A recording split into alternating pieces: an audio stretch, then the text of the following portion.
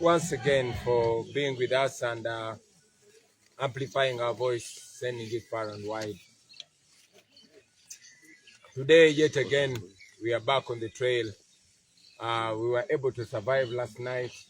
The brutality, the criminality, the violence orchestrated by the police and the military. You saw how we were blocked from addressing the people of Katakwi. We were blocked from addressing the people of Amoria.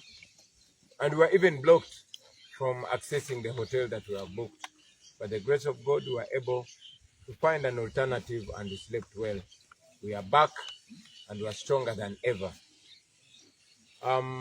Before we head out today,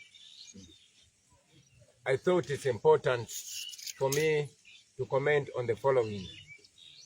First and foremost, you have heard General Museveni claiming that NUP stole his votes. In the past, he said we stole 1 million votes from him. And then later on, he said we stole 2 million votes from him. Now, yesterday, he came up with a new allegation. He said we stole 2.7 million votes from him. Imagine a person who is supposed to be head of state claiming that we stole 2.7 million votes from him from Kampala. Kampala, which has only slightly above 1.2 million voters. So that shows you how detached and how deranged this old man is. And in any case, Mr. Museveni, if you say your votes were stolen, and we say our votes were stolen, therefore the more reason for all of us to agree that people must protect their votes. Therefore, you should not interfere with the rule of law, you should not interfere with the Presidential Elections Act, and you should not interfere with the Constitution.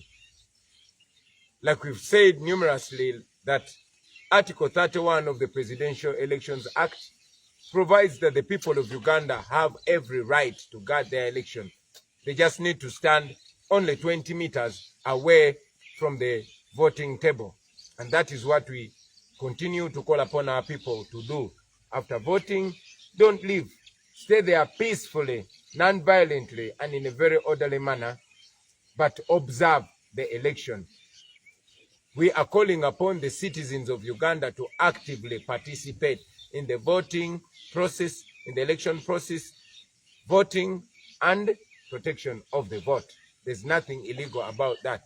I saw Museveni's son coming out to intimidate the people. It's unfortunate that now Museveni's son, Muhoozi, has made himself the spokesperson of the Electoral Commission. Mr. Byabakama is completely silent on this matter.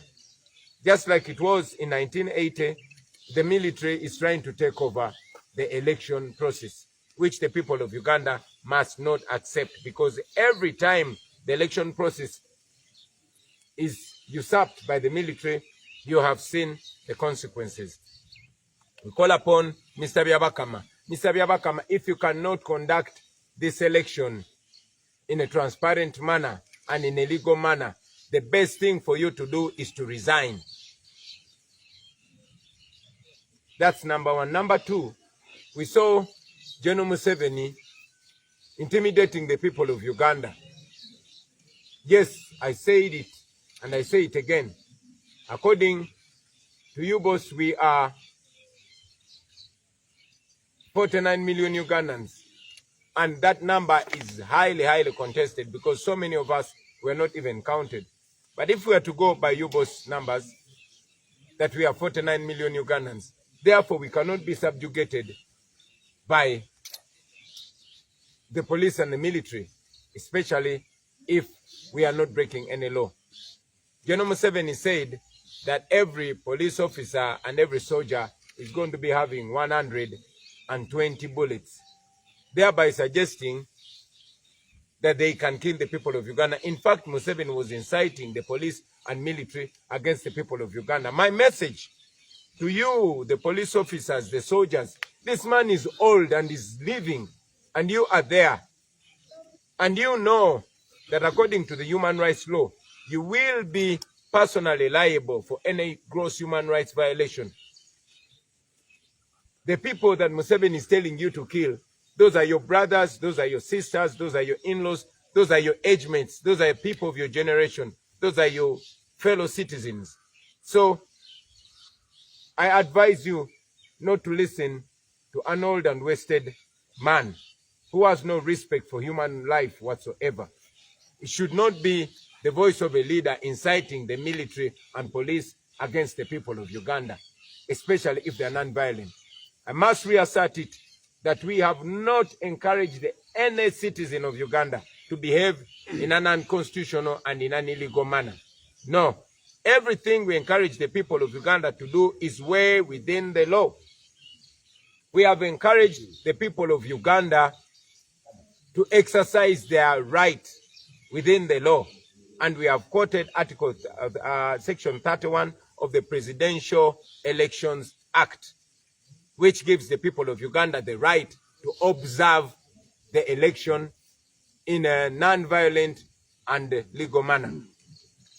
We have also quoted the Constitution in case they try to subdue the voice of the people, in case they try to steal the election. The people of Uganda have every right to stand against that. And that is according to Article 29 of the Constitution, which provides that the people of Uganda have every right to protest, to demonstrate non-violently and unarmed. And that is what we call the people of Uganda to do. Museveni, if you know that you're not going to rig the election, why do you intimidate the people of Uganda? Why are you scared about the people of Uganda demonstrating against any vote rigging? So I remind you, old man, you cannot intimidate the people of Uganda because you cannot kill all of them. To the people of Uganda, Uganda is your country. This is your opportunity, and you have to use it. Opportunity is one thing that is ironical, especially to you, the young people. Opportunity is something that you, in most cases, see only in hindsight. In most cases, we only see opportunity after it has passed. And we realize, oh, that was an opportunity.